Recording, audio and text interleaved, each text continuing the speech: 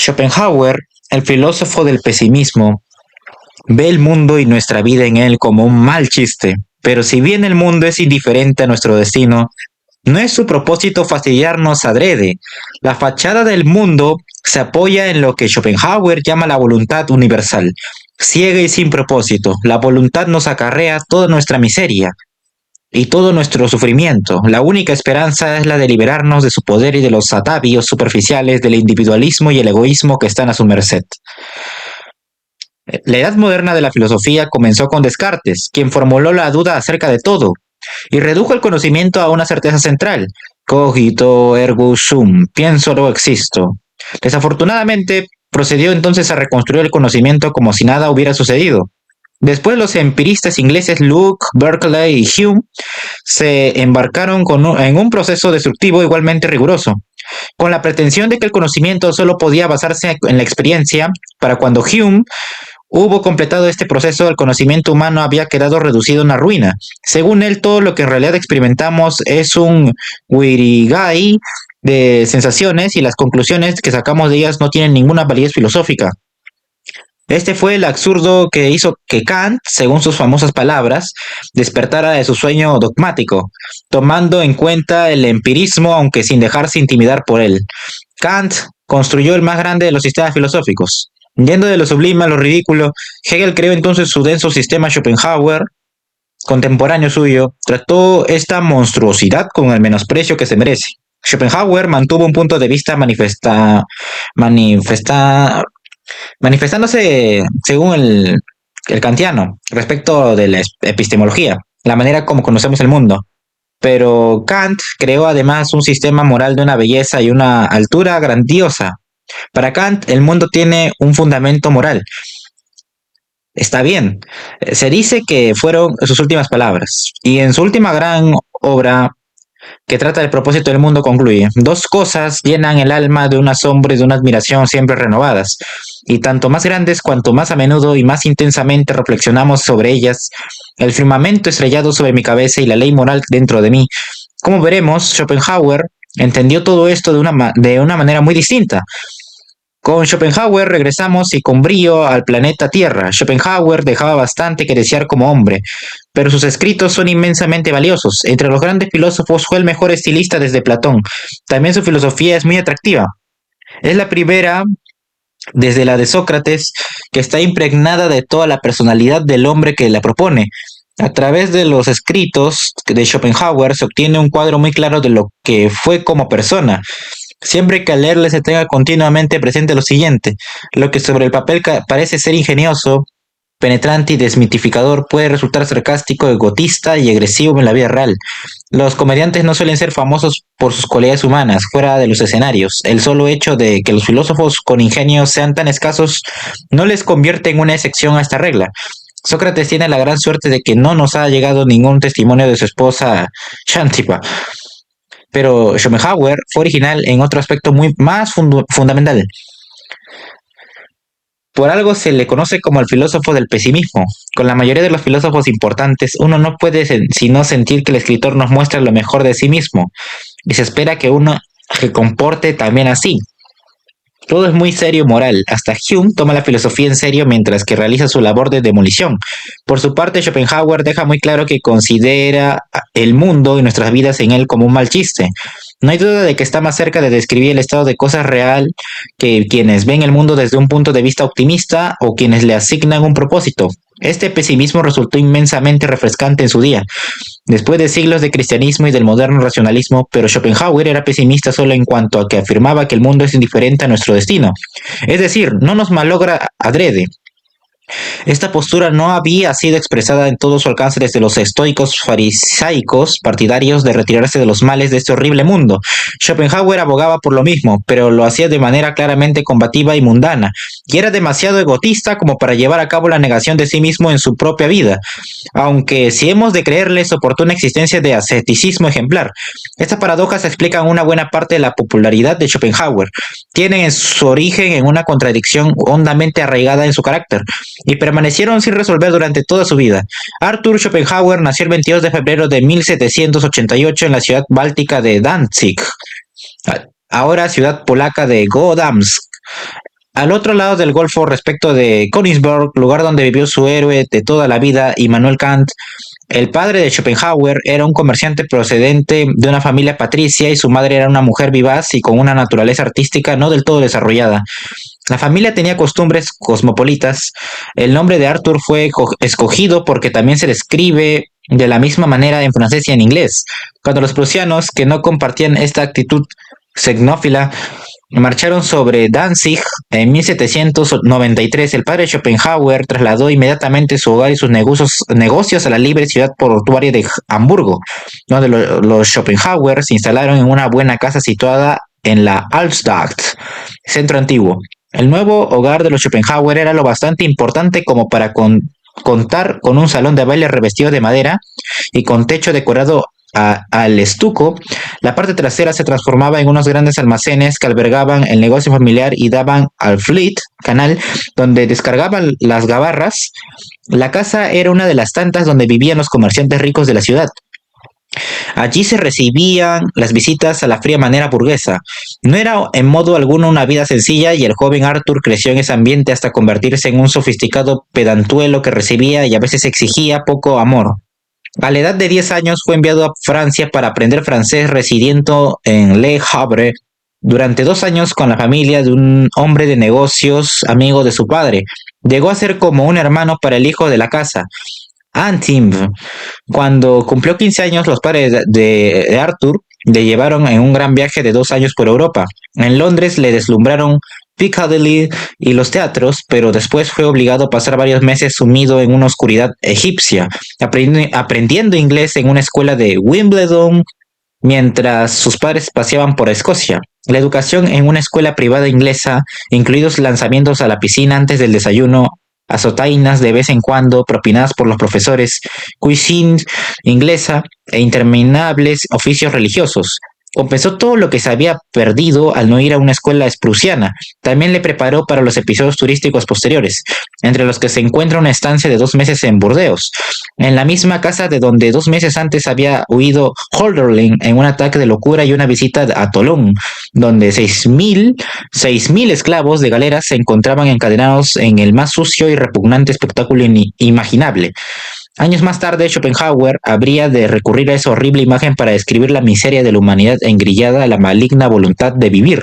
En Bohemia, Schopenhauer escaló el monte Schönekopf. Su reacción se puede encontrar desde entonces en el libro de visitantes de la cabaña en que se hospedó. ¿Quién es capaz de escalar y permanecer en silencio? Arthur Schopenhauer de Hamburgo. Pero en suma, esta fue una época enormemente deprimente para el joven Arthur, donde por donde quiera que la familia viajara en Europa, se hallaban pruebas evidentes de la miseria causada por las recientes guerras napoleónicas. Mendigos mutilados se alineaban en las calles de las ciudades, muchos pueblos estaban medio abandonados y la megalomanía de Napoleón estaba todavía insatisfecha. La época que había comenzado con tantas esperanzas puestas en la Revolución Francesa había generado una desesperación que se sentía en toda Europa. Esta fue la época que produjo la despreocupación sofisticada de Byron, la melancólica lírica del gran poeta italiano Leopardi, un mundo totalmente acabado, en palabras de Goethe, de donde Beethoven arrancaba la dedicatoria a Napoleón de su sinfonía heroica. Schopenhauer era muy consciente de estas cosas y deseaba desempeñar su propio papel en el mundo de la cultura, pero no había de ser así. Su padre le conminó a que se hiciera hombre de negocios. Al finalizar su gran tour de Europa, Schopenhauer fue obligado a abandonar su educación y a ser un aprendiz en un negocio de Hamburgo. Fueron momentos de profunda angustia personal para Schopenhauer, que se esforzó en dominarla. A la misma edad, un conflicto muy similar hizo que Hume, una mente igualmente tenaz, sufriera un colapso nervioso. Entonces, toda la situación de Schopenhauer cambió en un instante. En las primeras horas del 20 de abril de 1805, el padre de Schopenhauer subió a lo alto del almacén situado en la parte trasera de la mansión familiar y se arrojó al canal. No está clara la concatenación de razones que le llevaron al suicidio. Su matrimonio se había convertido en una especie de enigma doloroso. La escena europea era enormemente deprimente y las expectativas no eran buenas para los negocios, pero quizá influyeron más su profunda pena de melancolía que había de heredar su hijo, y una historia familiar de inestabilidad mental. La abuela paterna de Arthur se volvió loca, pero la mente de Schopenhauer no parece haberse visto afectada por la locura.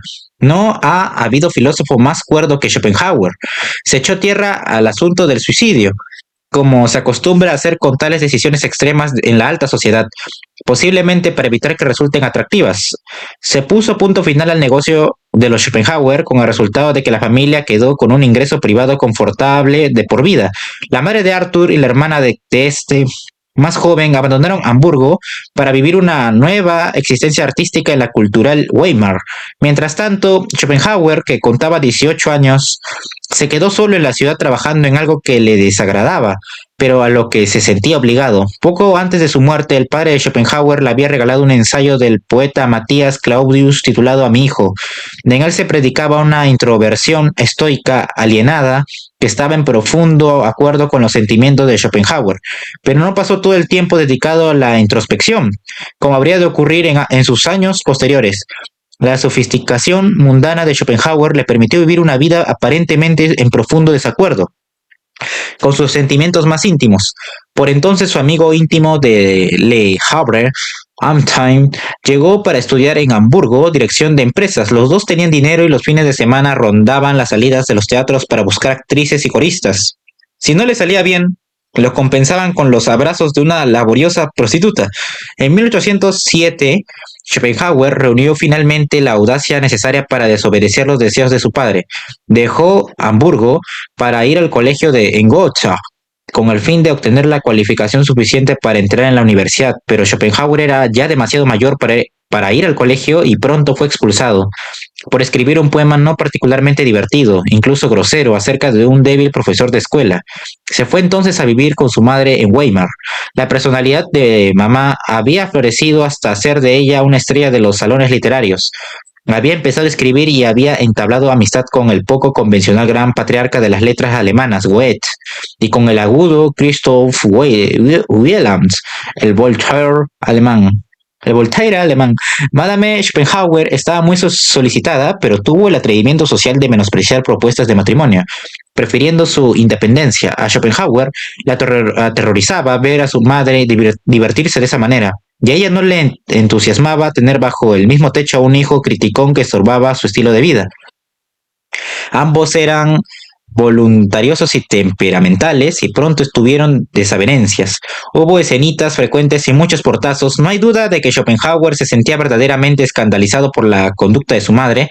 El concepto de hipocresía machista como la Antártida estaba todavía por descubrir, aunque algunos intrépidos exploradores del engañoso océano de la vía social empezaban a pensar que sí existía.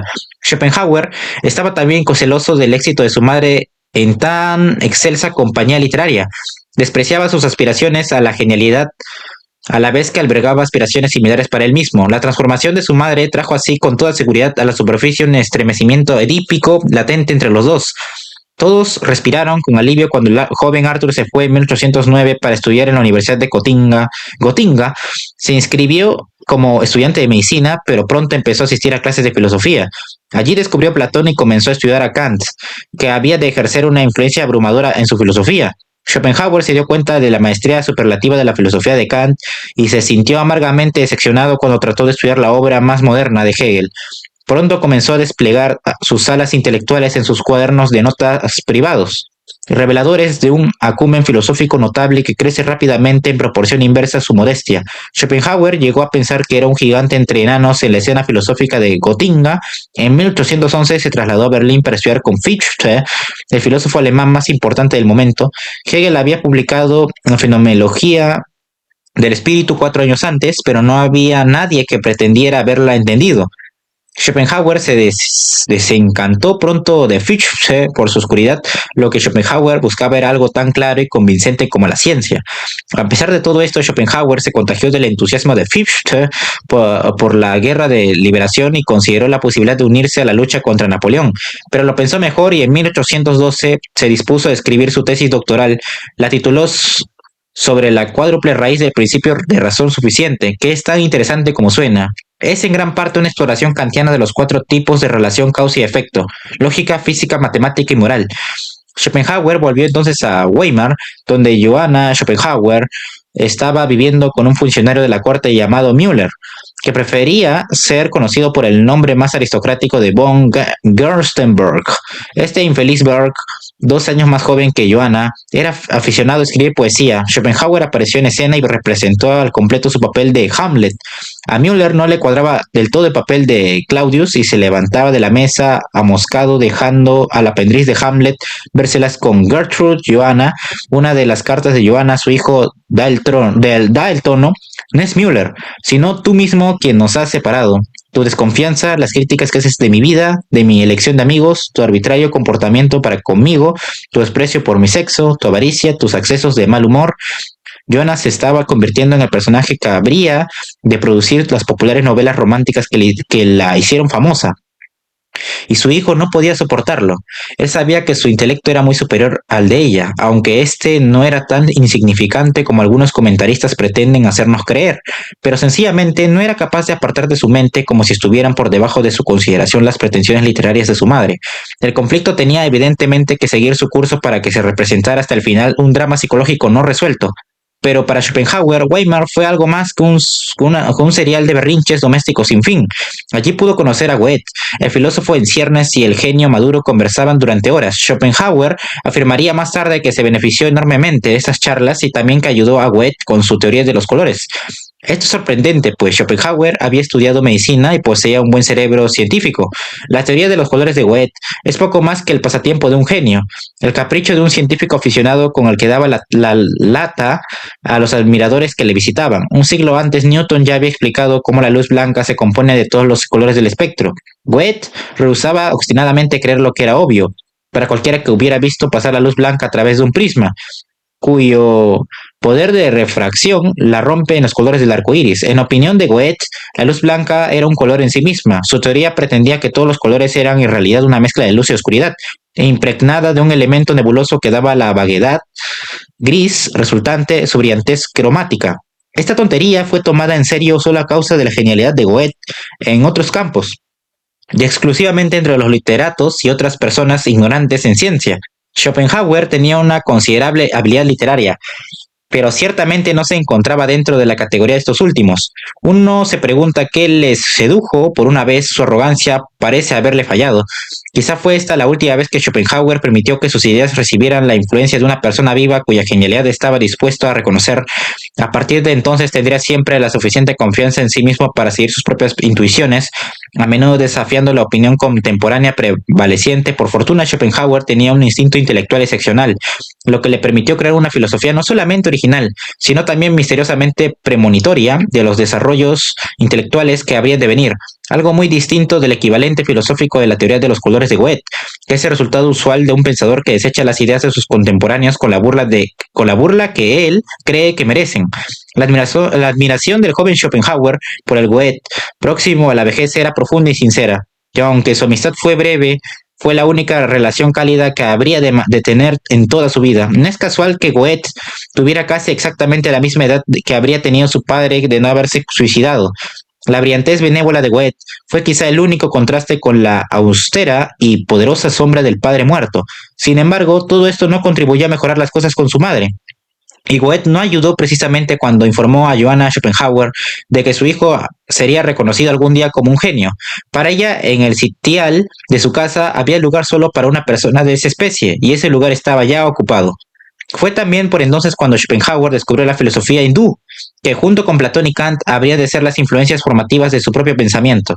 La filosofía hindú proporcionó una justificación intelectual a su opinión profundamente pesimista del mundo. En realidad, esta justificación era tan dudosa como su fuente. Schopenhauer leyó un libro denominado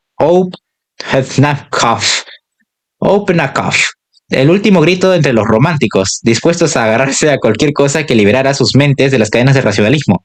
El libro era una traducción al latín hecha por un francés a partir de la traducción persa del original en sánscrito.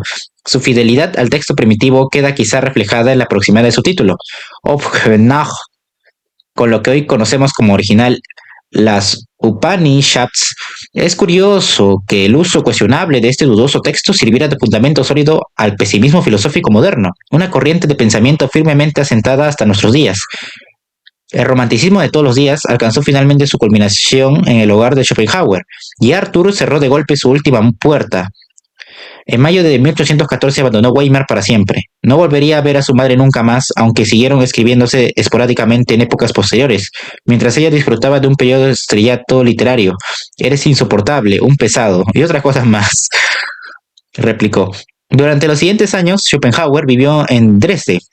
Allí escribió las 1000 páginas del mundo como voluntad y representación. Su obra maestra pensó que en ella estaba la solución al enigma del mundo.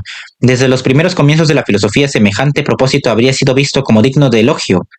Habría servido de fundación incontrovertible sobre la cual construir una filosofía, pero conviene observar que el punto de partida de Schopenhauer no es en absoluto necesario en el sentido lógico. Es decir, no es inevitable. ¿Qué quiere decir esto? ¿En qué consiste precisamente este enigma? Si uno encara el mundo como un enigma, viéndolo como un arcano, un acertijo, un misterio que hay que descubrir y otras cosas muchas más, debe entonces haber una respuesta. Pero en realidad no hay ninguna razón lógica por la cual deberíamos cuestionar el mundo a la manera de Schopenhauer. Podríamos adoptar muchas otras actitudes: rabia, aceptación, desesperanza y otras cosas más. Platón, que fue una influencia importante para Schopenhauer, afirmó que la filosofía comienza en el asombro.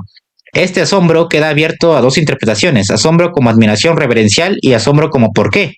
Platón parece haberse decidido por la primera interpretación, pero la filosofía antes y después de Platón ha puesto el acento sobre la segunda. Esta actitud no fue cuestionada hasta el siglo XX, cuando la filosofía se vio a sí misma como una actividad más que como búsqueda de la verdad, pero Schopenhauer siguió viéndola así, o al menos como un paso significativo a lo largo de la senda de la verdad. Como él mismo dijo, esta filosofía será perfeccionada en el futuro, será elaborada con más precisión y con mayor finura, será más comprensible y más fácil, pero nunca será derrocada. La filosofía existirá y la historia de la filosofía llegará a su final. Los filósofos llegarán eventualmente a la verdad y el enigma será resuelto. Irónicamente, el propio Schopenhauer habría de ser en gran medida responsable de que este punto de vista fuera socavado. Eh, Su manera totalmente original de ver el mundo fue el primer paso en la otra dirección, aunque él no fue consciente de que estaba dando un paso tan importante. En lugar de ver el mundo con admiración reverencial, Schopenhauer lo veía con disgusto. A menudo los filósofos medievales habían mirado el mundo como algo bastante bajo, un escenario de locura y maldad, nada menos, pero siempre quedó un elemento de gracia redentora. Aunque el mundo fuera abyecto, el esquema global de las cosas estaba presidido por un Dios bueno. Schopenhauer, cuando lo veía como el mal, quería decir que todo el esquema de las cosas era malo, totalmente desprovisto de cualquier rasgo de redentor. Al escoger mirar el mundo como mal en vez de como bien, Schopenhauer minaba sin darse cuenta la necesidad de su propia postura. Otros filósofos posteriores, especialmente Nietzsche y Wittgenstein, se darían cuenta de esto. La actitud de Schopenhauer respecto del mundo era contingente, esto es, no lógicamente necesaria. La filosofía podría adoptar muchas actitudes respecto del mundo. Verlo como un enigma era solamente una de las muchas respuestas posibles, todas contingentes. El mundo como voluntad y representación comienza curiosamente con una cita de Rousseau.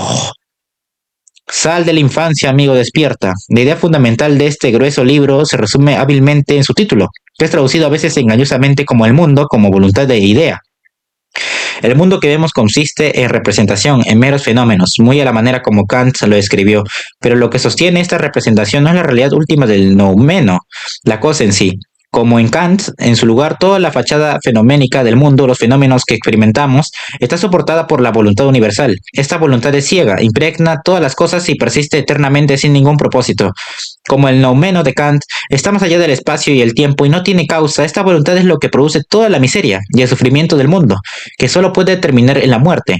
Nuestra única esperanza es liberarnos del poder de esta voluntad y de los aderezos de la individualidad y el egoísmo, que están a su merced. Esto puede hacerse solamente mediante el altruismo, expresado en la compasión hacia nuestros compañeros en el sufrimiento, por la renuncia a esa voluntad, tal como es practicado por los santos y los ascetas de todas las razas y credos, y por la apreciación estética de la obra de arte, que implica la contemplación sin que intervenga la voluntad. En su primera obra de madurez, La cuádruple raíz del principio de razón suficiente, Schopenhauer argumenta que la percepción crea el mundo según 4 tipos de causa y efecto, que son el lógico, el físico, el matemático y el moral, todos ellos de acuerdo con el principio de razón suficiente. Schopenhauer adoptó tal cual el principio de razón suficiente de su introductor, el racionalista del siglo XVIII. Gottfried Leibniz, primero de los grandes filósofos alemanes, Leibniz define así su principio. Todo hecho verdadero existente y todo principio verdadero dependen de que haya una razón suficiente para ser así y no de otra manera, aunque la mayoría de las veces no conozcamos estas razones.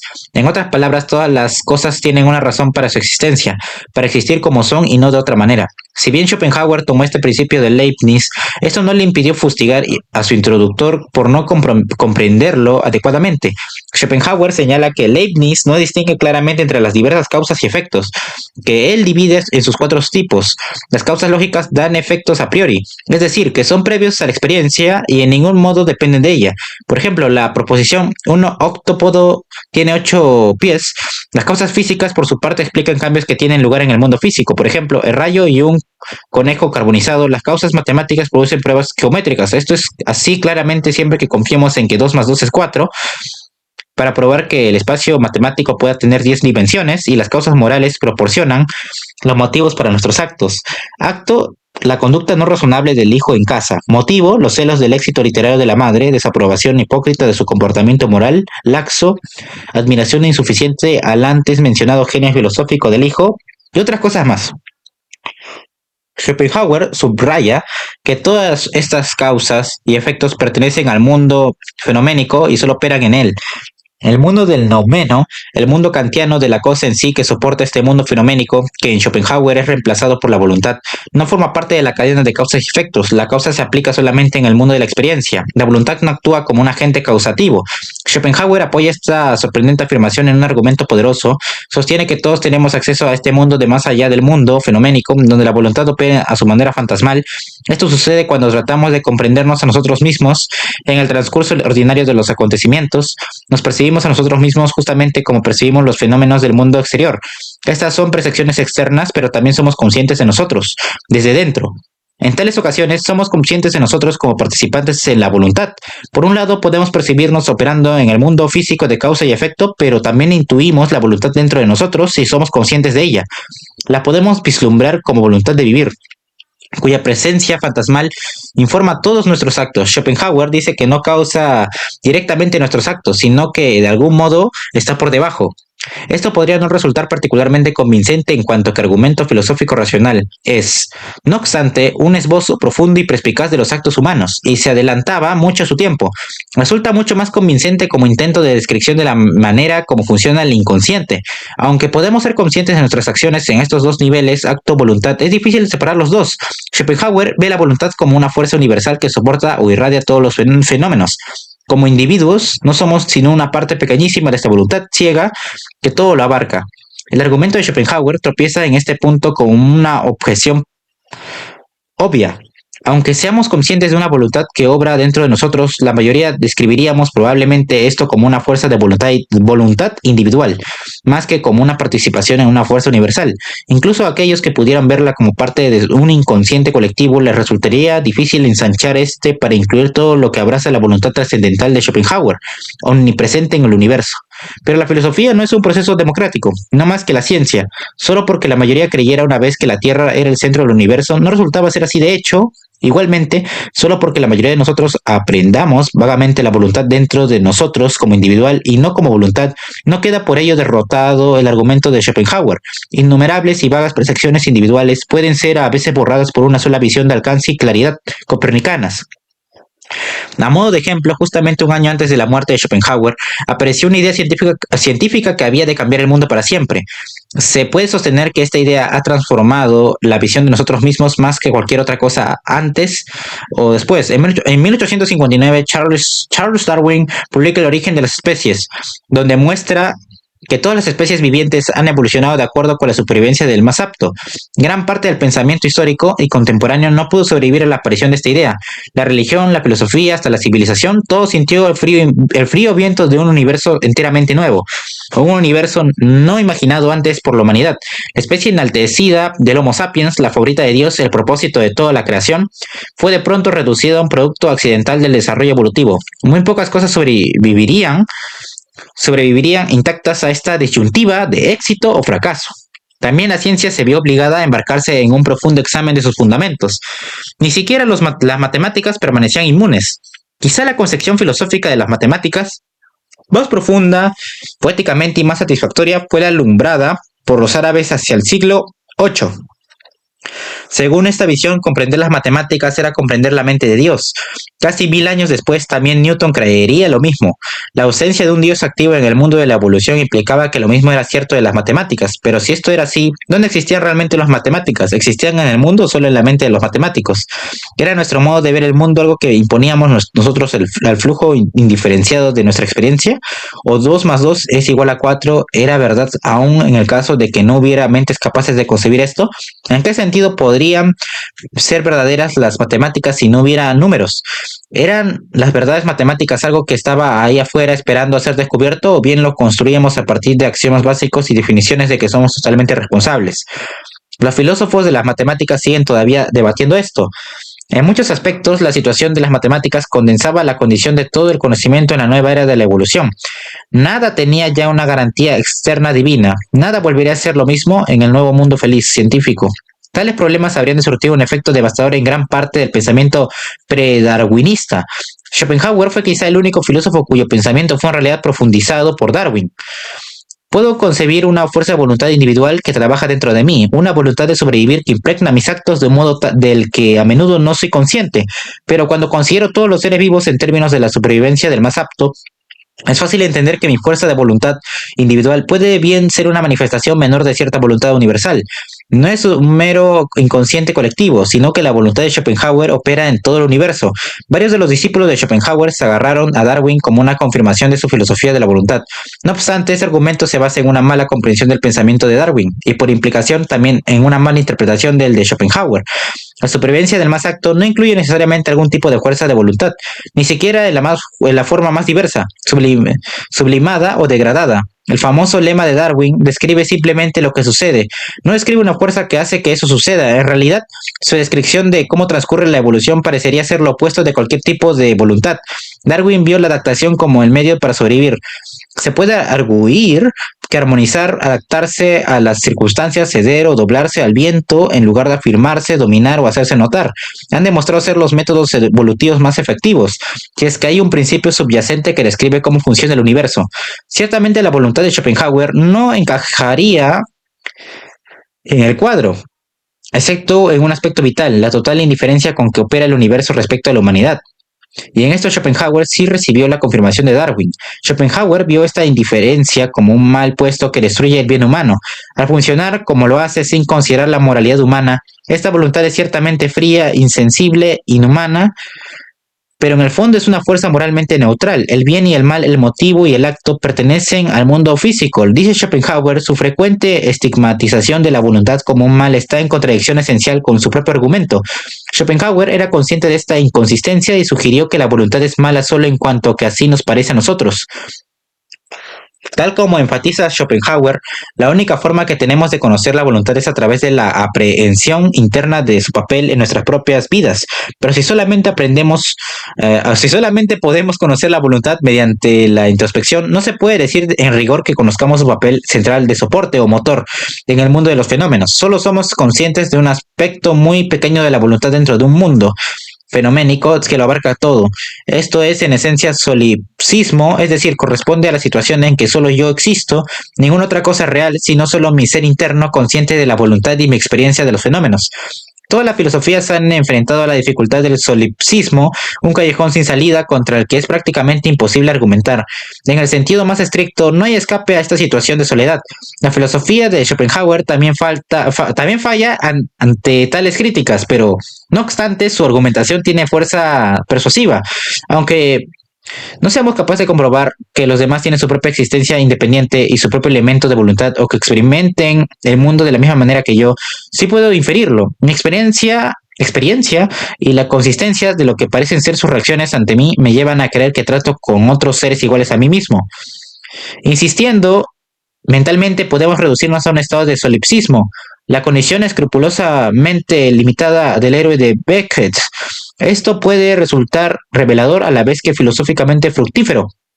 que poco sabemos con certeza del mundo y nuestra vida en él, pero los hábitos del sentido común nos devuelven enseguida al mundo supuestamente sano de nuestros prójimos. Hasta aquí todo está claro, pero Schopenhauer extiende esta inferencia sacada de la introspección de nuestra voluntad a la voluntad omnipresente.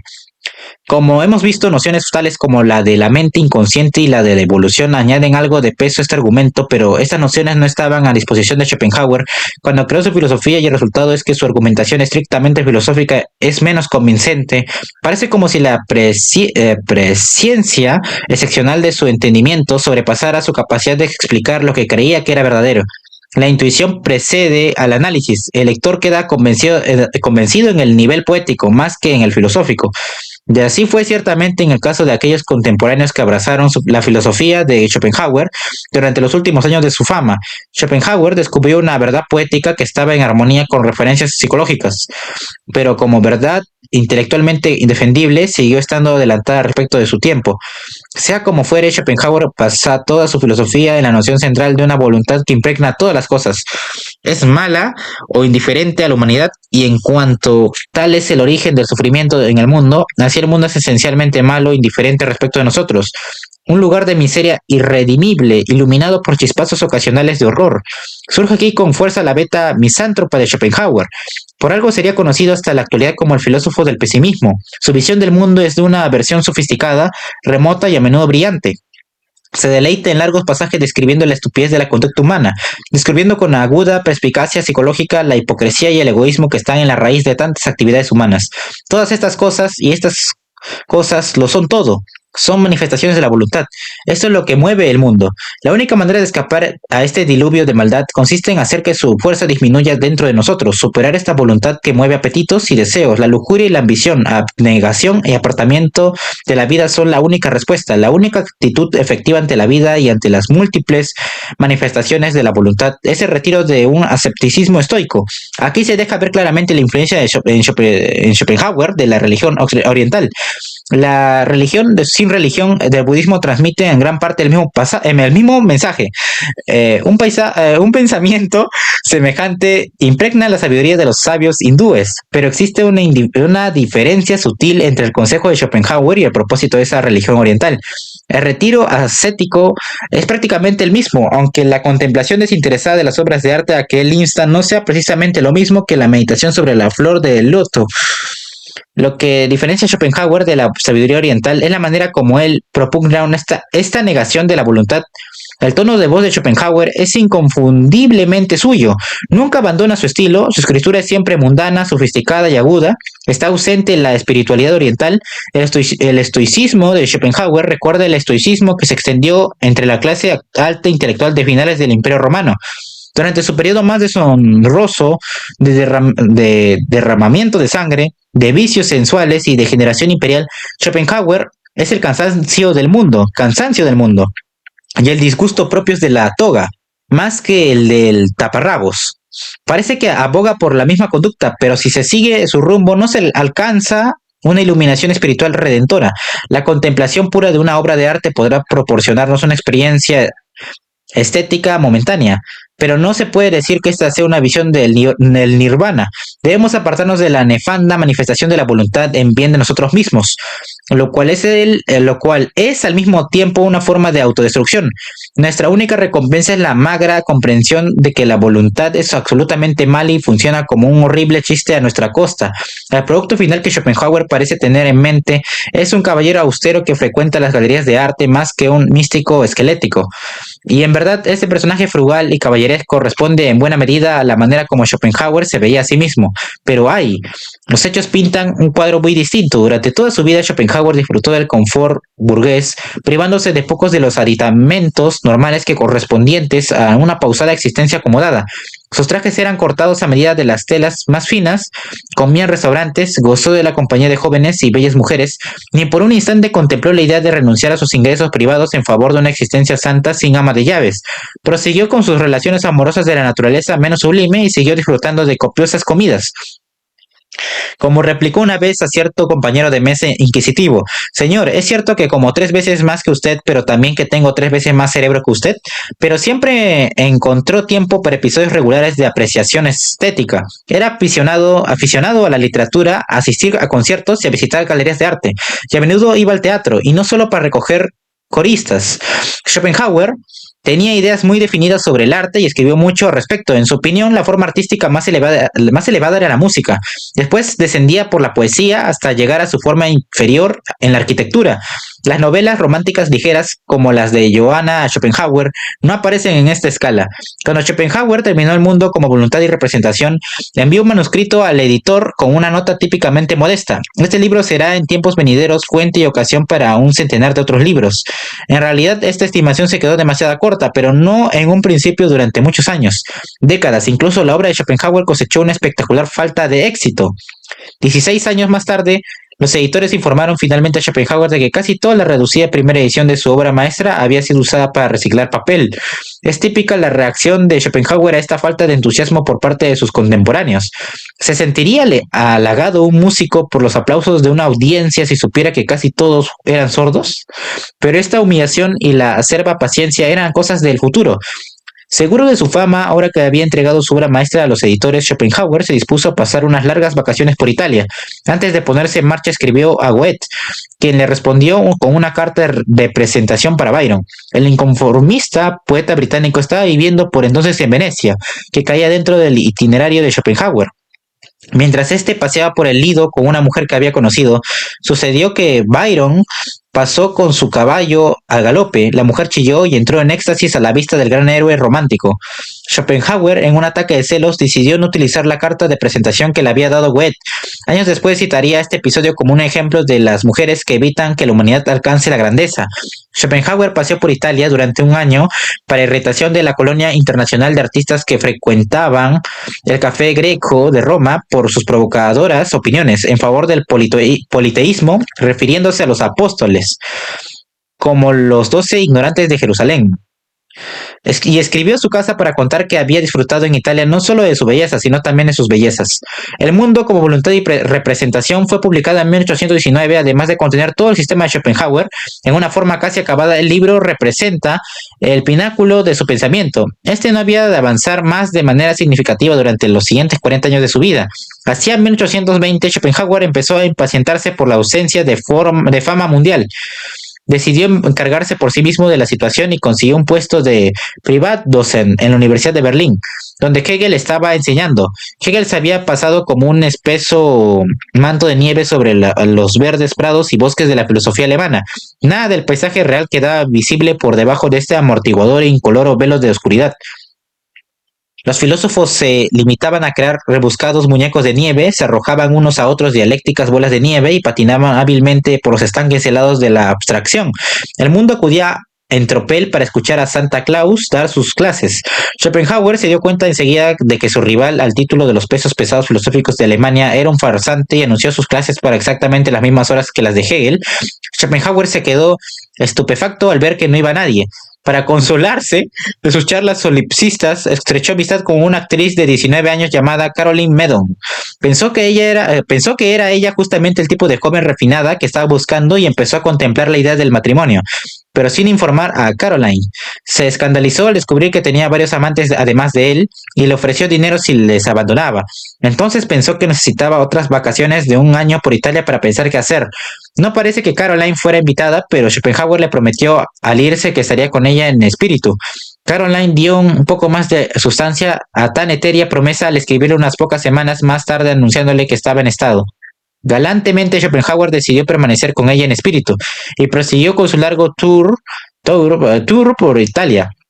Cuando ingresó a Berlín, Caroline había dado a luz a un niño. Fue por entonces cuando Schopenhauer se había envuelto en otro incidente que había de tener consecuencias imprevistas y duraderas. Una tarde estaba esperando en su apartamento, anticipando entusiasmado en la imaginación una cita con Caroline, pero uno solo puede suponer que estaba escuchando con atención delante de la puerta de entrada esperándola llegar, puesto que oyó a Frau Market, la costurera de 45 años, vecina del piso, que parloteaba con unos amigos en el llano, irritado por el continuo chismorreo y probablemente deseando evitar ser el mismo el objeto de este.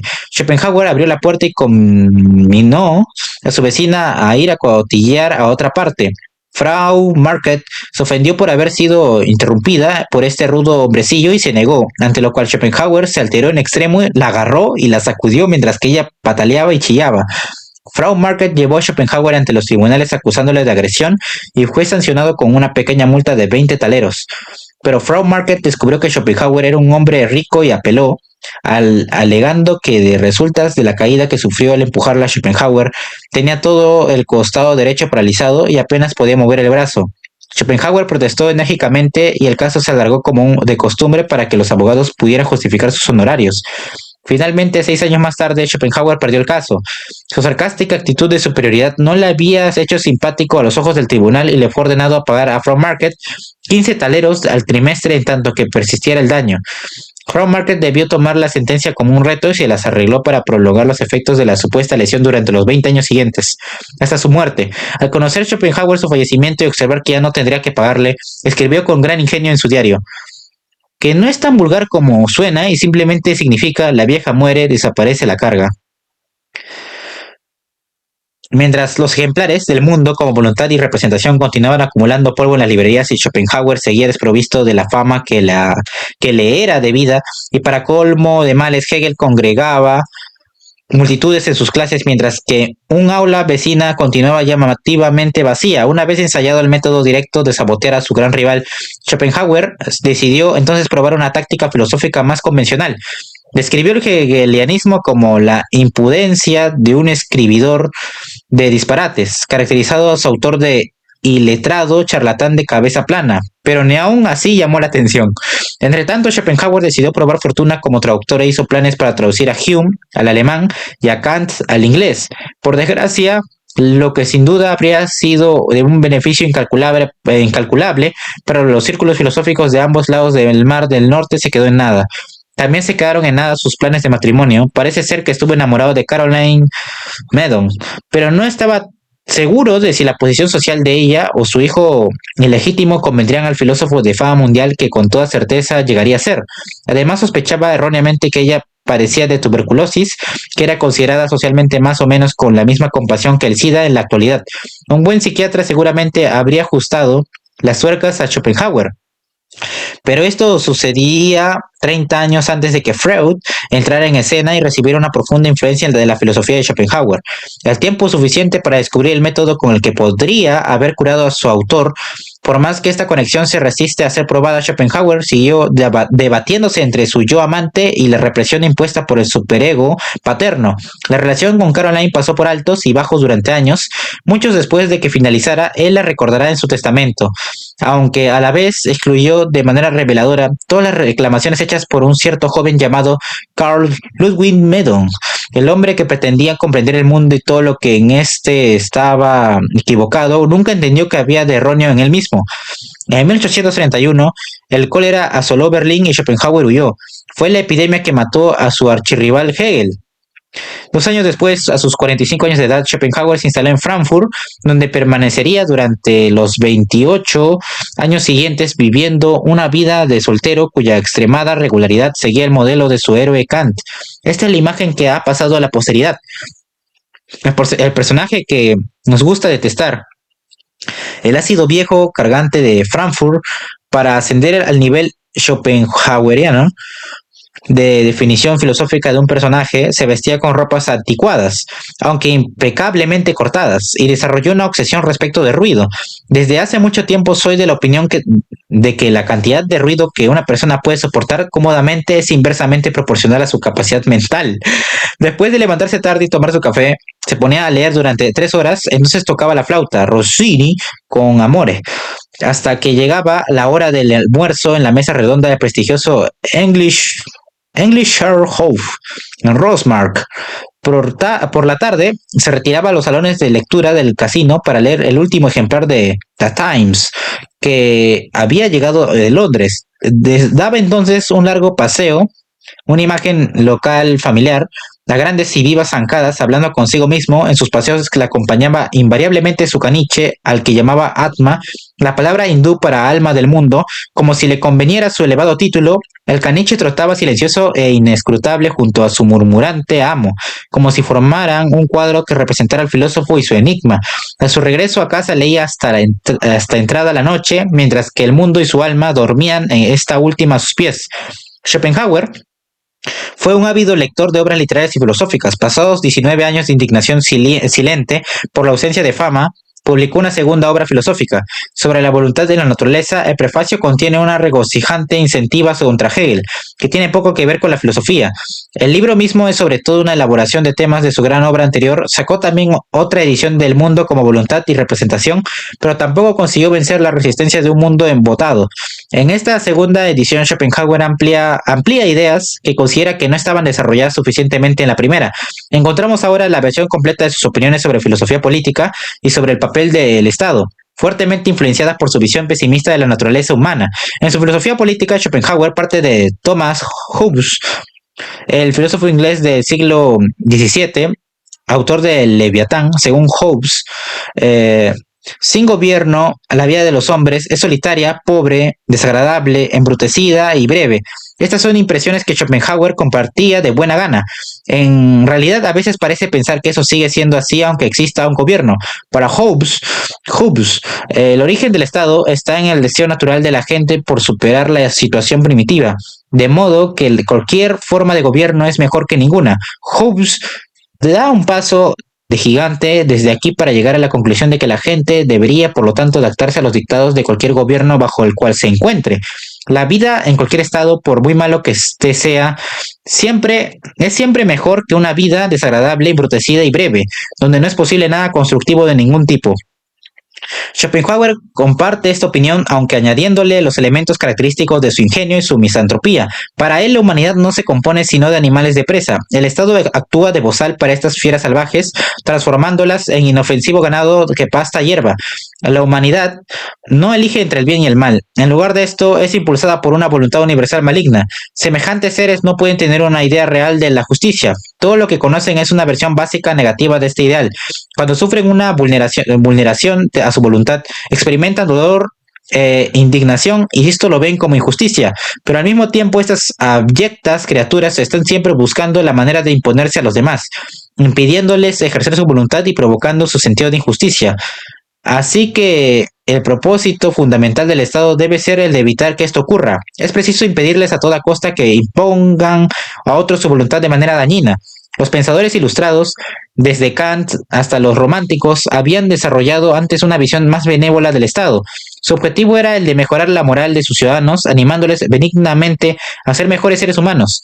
El Estado, en vez de simple mal necesario, debería ser una fuerza en favor del bien, dando sentido a las vidas de sus ciudadanos y refrenando sus instintos más bajos. Schopenhauer vio perspicazmente cuál podría ser el resultado de este Estado al parecer más benévolo. Semejante estímulo para producir mejores ciudadanos conducía a la imposición de una voluntad colectiva o al cultivo de un comportamiento uniforme que el Estado consideraría como un perfeccionamiento. No dejaría espacio a la individualidad, a que el ciudadano se desarrollara según su propia manera. Aunque las visiones romántica e ilustrada del Estado pueden parecer más atractivas en principio que el implacable pesimismo de Schopenhauer, en la práctica tal perfeccionamiento de los ciudadanos por el Estado puede conducir a los peores excesos. Schopenhauer aborrecía tanto a los revolucionarios de la izquierda como al Estado prusiano de extrema derecha, tan amado de Hegel. Los dos trataban de imponer su propia versión de cómo mejorar la aventura de la gente, uno mediante un igualitarismo progresista y otro por un autoritarismo conservador. Los valores del Estado serían o bien creados o bien preservados, pero en ambos casos vendrían impuestos como una única alternativa. Schopenhauer demostraría tener razón en su apreciación de los resultados similares de estos en apariencia opuestos. Los peores excesos del perfeccionamiento por el Estado en el siguiente siglo XX serían el comunismo y el fascismo. No obstante su acomodado y protegido modo de vida, Schopenhauer no estaba tan a salvo de los caprichos de la política.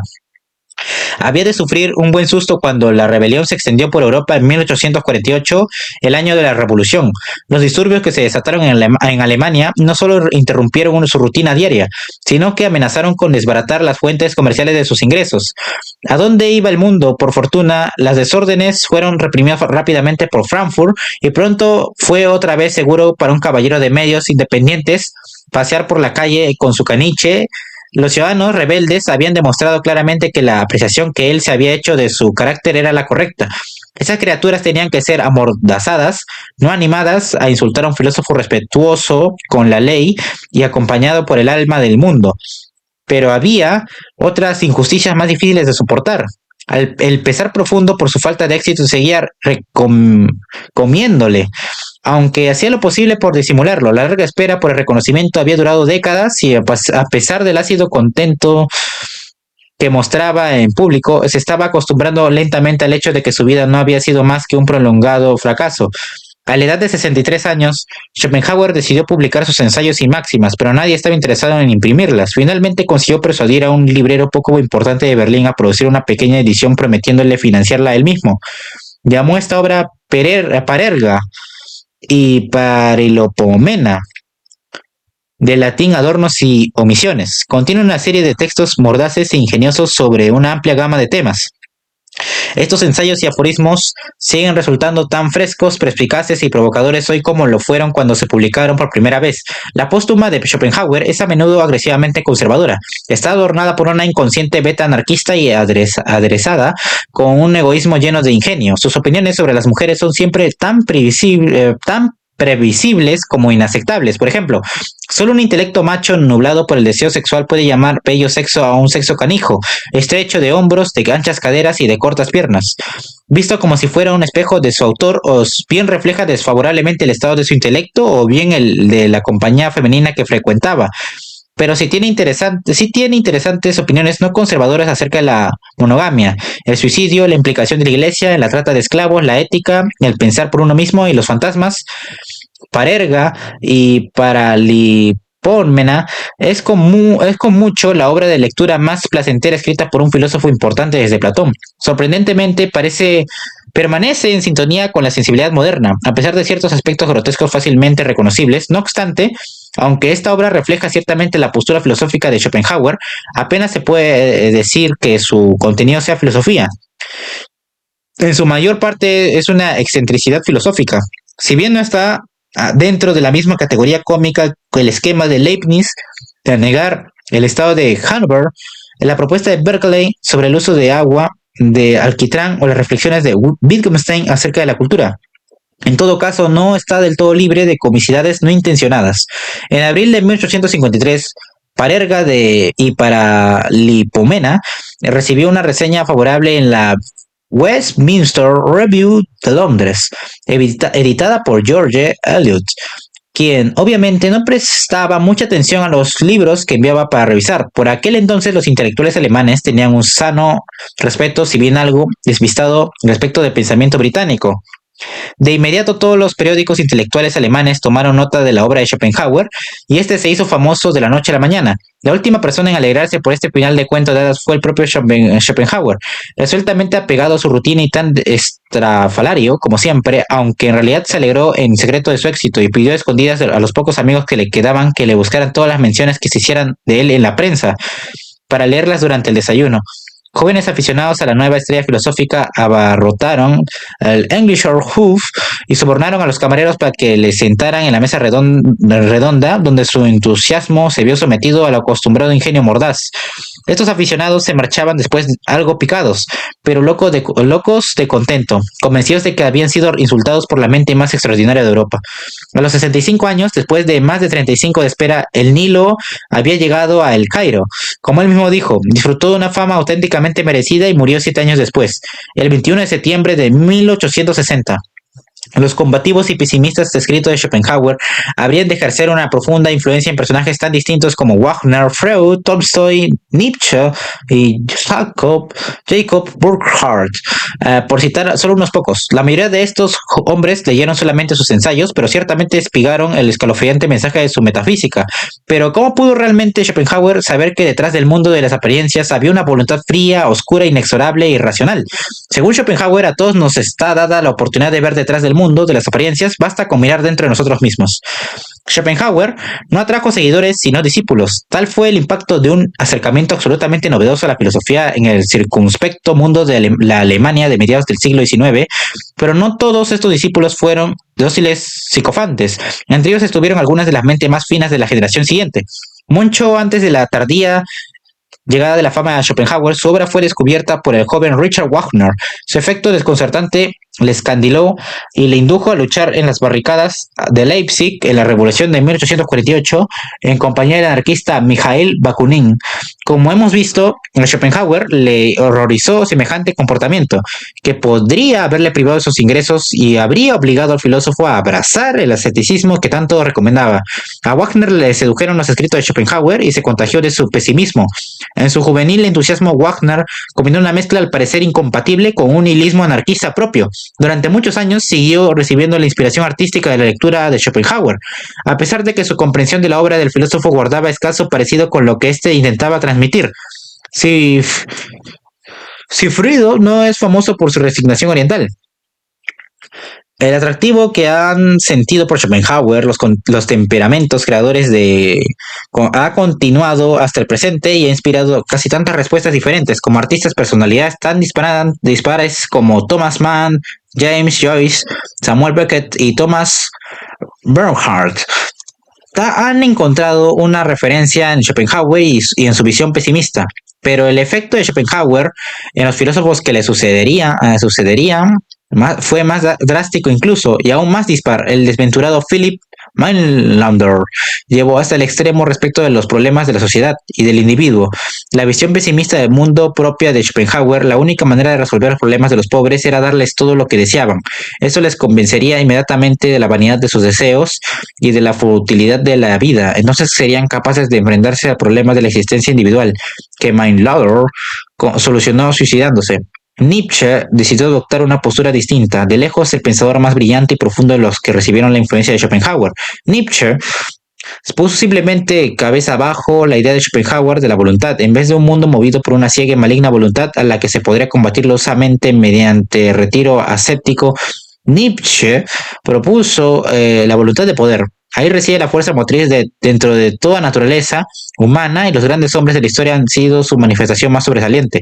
Adoptando una hábil mezcla de las ideas de la voluntad propias de Schopenhauer y de Nietzsche, Freud propondría más adelante la noción de subconsciente. Más recientemente, Schopenhauer ha ejercido una profunda influencia en el último de los filósofos tradicionales. Ludwig Wittgenstein, también vienes, recibió una inspiración tanto del pesimismo de Schopenhauer como de su visión consustancialmente mística del mundo. Puede ser que el famoso dictum de Wittgenstein sobre lo que no se puede hablar se debe callar, el Tractatus Logico Philosophicus, se refiere ostensiblemente al lenguaje y al significado, pero guarda una misteriosa semejanza con el alegato que presenta Schopenhauer acerca de la lejanía de la oscura voluntad nunca vista y situada siempre más allá de nuestro entendimiento. Cuando percibimos y consideramos la existencia, la vida y la actividad de cualquier criatura natural, por ejemplo un animal, aparecen ante nosotros esencialmente como un misterio inescrutable. No obstante todo lo que podamos aprender a su respecto de la zoología y la anatomía comparada, pero ¿por qué rehúsa siempre la naturaleza responder semejantes preguntas? Ciertamente, como todo lo que es grande, la naturaleza es abierta, comunicativa y hasta ingenua. Así que, ¿por qué se niega siempre a responder tales preguntas? La razón de que no tengamos respuestas puede solo ser debida a que nuestras preguntas han sido formuladas incorrectamente. Surgen de hipótesis nuestras de escaso alcance o están en contradicción consigo mismas. Es posible que exista una cadena de fundamentos y consecuencias que deba permanecer por siempre insondable para nosotros. Ciertamente no, justamente lo contrario. Tales cuestiones son insondables porque buscamos fundamentos y consecuencias en una esfera que les es ajena. Parerga y Paralipomena. La cosa en sí es aquello que existe independientemente de nuestra percepción por medio de los sentidos. En otras palabras, es aquello que es real y verdaderamente. Demócrito lo llamó materia, en última instancia, y así lo hizo Luke. Para Kant era una X y para mí es voluntad. Para Erga y para Lipómena. Solo en un punto tengo acceso al mundo fuera de la representación y es dentro de mí mismo. Cuando percibo mi cuerpo, esto es representación, pero también soy consciente de esa pulsión que da origen a esta representación. Es la voluntad. Solo dentro de mí tengo este conocimiento dual de voluntad y representación. El mundo como voluntad y representación. Ahora queda claro el doble conocimiento que todos tenemos de la naturaleza y de la actividad de nuestro propio cuerpo, conocimiento que nos es dado por dos vías enteramente distintas. En consecuencia, haremos más adelante uso de esto como una clave para acceder al carácter esencial de cada fenómeno de la naturaleza.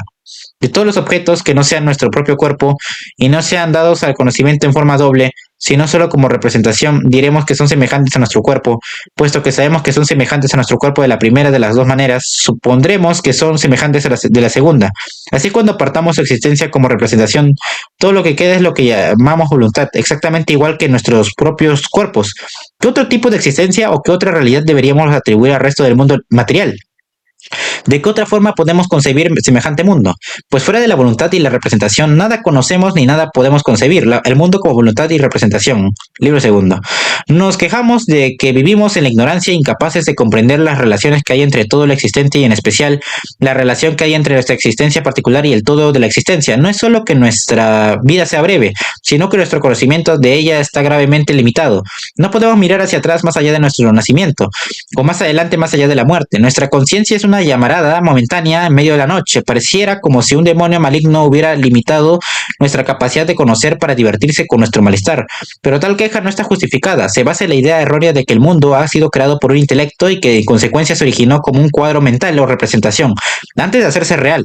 Según esta equivocada visión, el mundo se formó a partir del conocimiento y fue así accesible al conocimiento, capaz de ser analizado y comprendido completamente por este. Pero lo cierto es que aquello que lamentamos no conocer no es conocido por nada, por nadie ni por nada, y es en sí mismo completamente incognoscible. En realidad es inconcebible para Erga y para Lipómena. El estado al que nos restituye la muerte es nuestro estado original, es decir, el peculiar de nuestra verdadera naturaleza, cuya fuerza esencial se manifiesta produciendo y manteniendo la vida que perdemos al morir. Este es el estado de la cosa en sí, en cuanto que diferente del fenómeno. En este estado original, el conocimiento cerebral que solo trata de fenómenos es por lo tanto superfluo y desaparece. Su desaparición es para nosotros idéntica a la desaparición del mundo fenoménico que era su medio y cuya desaparición lo hace redundante. Si cuando nos encontrábamos en ese estado original nos fuera ofrecida esta conciencia animal, la rechazaríamos, del mismo modo que un inválido rechaza las muletas una vez curado.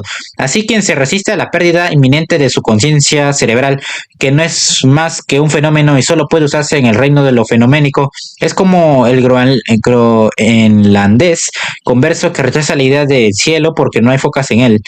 Para Erga y para Lipómena, todo esto quiere decir que se puede ver la vida como si fuera un sueño y la muerte como el despertar de ese sueño, en cuyo caso la personalidad individual pertenece al soñar más que a la vigilia.